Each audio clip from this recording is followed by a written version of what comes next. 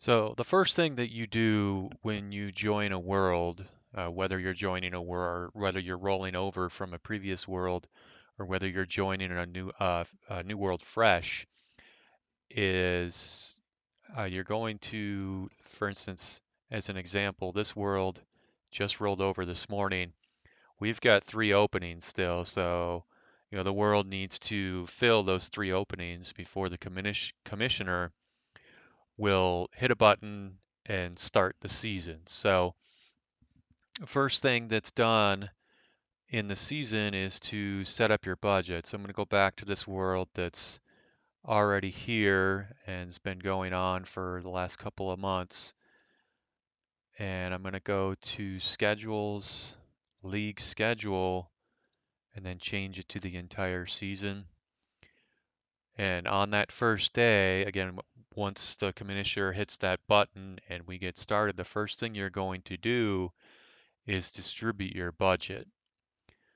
Now, I'm going to go back to that other world that just started. And to get to your budget, you go to Admin, Budgeting, Set Budget. So on that first day, you're going to be, allocating the money that they allot to you, which every team receives $185 million every season. So it's a clean slate every season. You get the 185. And there's a lot of flexibility as far as how you're going to allocate that $185 million.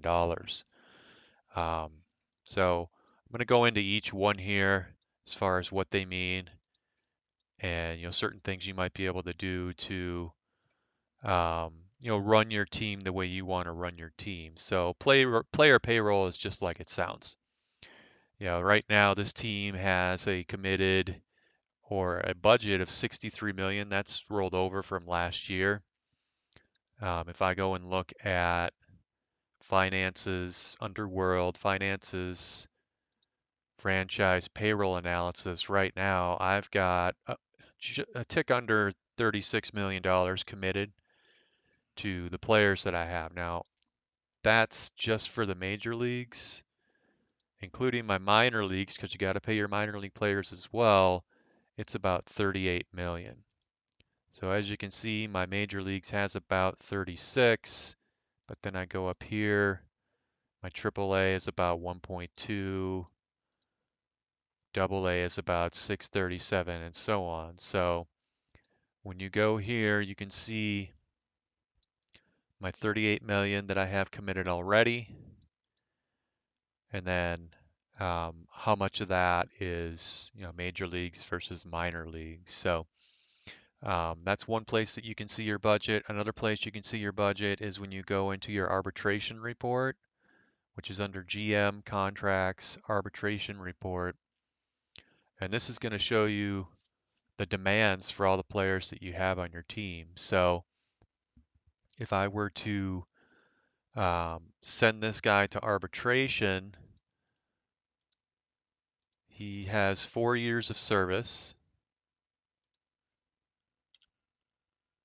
So I can either sign him long term, which typically you want to do on that second day, or I can um, wait until the third day and do an arbitration hearing where I'm going to offer him a certain amount and he's going to demand a certain amount, and then an arbitrator decides who wins the arbitration. So um, those are things you want to keep in mind as you're budgeting. So as you do your budget, you want to keep in mind your arbitration. You want to keep in mind any type of free agents you might go after. So for instance, my team has all 25 players accounted for, and I'm not going to be looking to add any free agents. But if you are, you'd go to contracts, free agent report, and you can see some of the guys that might be up for free agency, and you might want to analyze this before you make any budget decisions. Just because these guys are out here doesn't necessarily mean that they're going to be free agents. Oftentimes once the season starts, other teams will re-sign their guys and will prevent them from hitting free agency. So you have to be careful with your budgeting there as well. As far as your player payroll, that's just like it sounds. As we mentioned a moment ago, it's your payroll at the major league level as well as any payroll in the minor leagues that you're paying. So prospect payroll is the next thing. Um, this is how much you're going to be paying anybody that you draft, whether it's high school or college, or any international free agents that you're going to be signing. Um, the bonus pool or the signing bonus that you pay to those players in the draft or those international free agents come out of your prospect payroll. So if you have a young major league team and you're looking to spend some money in international free agency, you can do a maximum of 20 in your prospect payroll, and then you can actually transfer money over in addition to that, during the season if an international free agent comes along and you really want him on your team and he's already somebody's already paying him 20 million, you can actually move money over from your player payroll into your prospect payroll. You just have to pay a 50% penalty in order to do so. So it's another thing you can do. Coaches payroll, just like it sounds. What are you going to pay your coaches? Your college scouting, this is just like it sounds. Once the amateur draft comes around, if you're looking to scout college players, which are going to be 19-year-old, 20-year-old, 21-year-old, and 22-year-old players out of college, depending on how much you have in your scouting budget, is going to come out to who you see in the draft as well as the accuracy of your scouting department. So the more money you have, which again, this is a maximum of 20, the more money you have in that department, the more players you're going to see and the more accurate your scouting is going to be as well. Same thing for high school. 20 is the maximum. Um, the more you have in there, the more players you'll see during the amateur draft, and the higher the accuracy of your scouting. And then, of course, international scouting, same thing, a maximum of 20. Um, so with that, it's not you're not drafting those players. Those international players come in, populate throughout the season, assuming you have at least 1 million allocated to that scouting department. They'll come in through your inbox, and you can view the players through your inbox, and if you're interested in them, you can make bids on those players as the season progresses. Advanced scouting, that's where if you have a player that you're looking at where, um, like for instance, right now with this world, it has a bunch of question marks here because I haven't done my budget yet.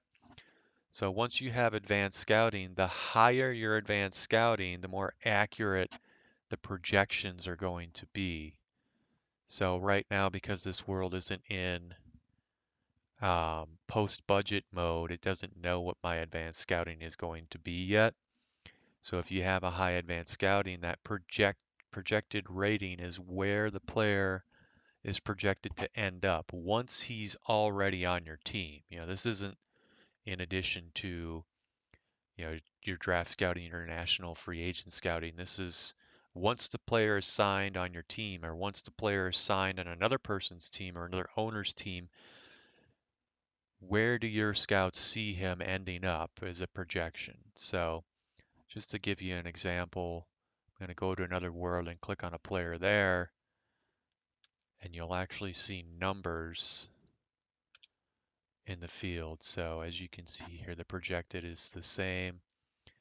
That's because he's 31. So when you go to somebody younger,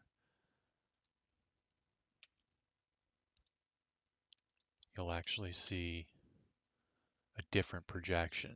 So I have zero advanced scouting in this world, so they're projecting that um, this 24-year-old is actually going to be a 79 overall rated third baseman, which I highly doubt, but that's the advanced scouting.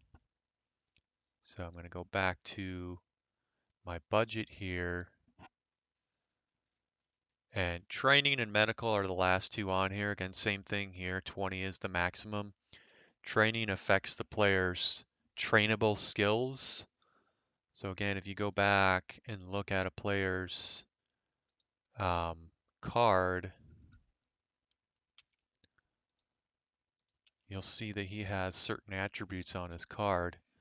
His trainable attributes are, things like range, arm, durability, health, speed, power, stamina for pitchers, velocity for pitchers. Those are all trainable ratings. So when you have a high training budget, as this player is developing, the higher training budget, the better he'll get development in those ratings. Again, the range, arm, durability, health, speed, power, stamina, velocity. So if you have low training, from year to year, those ratings won't go up as quickly.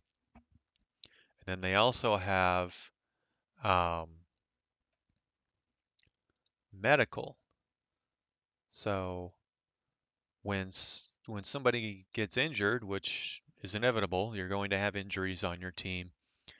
The medical typically will affect how the player recovers from injury and also how the player is affected by the injury. If you have a very low medical budget and a player gets an injury, the severity of the injury is typically longer and he might take more rating hits due to the injury. And then also, oftentimes, it will take him longer to recover. So that's the budget. Again, you have a lot of flexibility with, where you're going to put your money. Do you want to be a guy that puts a lot into player payroll and free agency, or are you looking to, build through the draft or through international free agency, or even through trading by using advanced scouting? But that's the first thing that you're going to be doing on the first day. Once the world starts, is you're going to be going in and setting your budget. So.